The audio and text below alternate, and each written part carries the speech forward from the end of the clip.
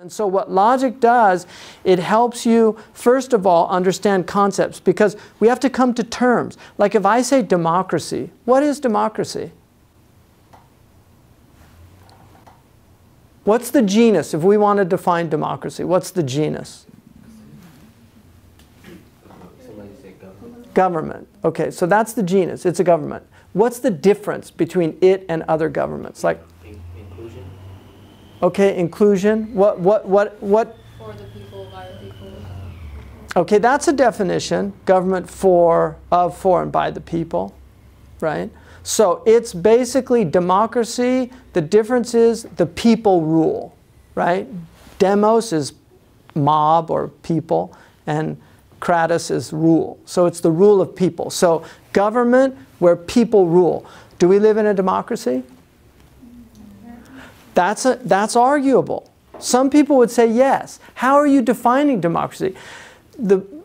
How did the founding fathers define the government? Did they call it a democracy? What did they call it? They called it a republic. Right. They didn't call. In fact, it only started being called a democracy when Andrew Jackson became president.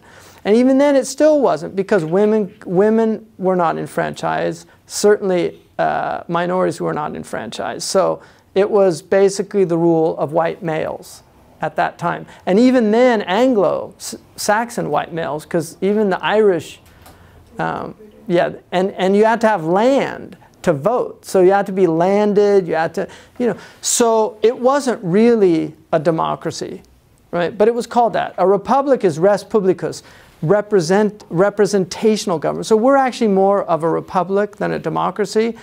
And so you elect people that represent you. Do they represent you? There's people that believe that we have a corporatocracy, that it's basically the rule of corporations, because they're the ones that are really represented by these rulers, by these elected officials, that they actually work against the interests of the majority of people.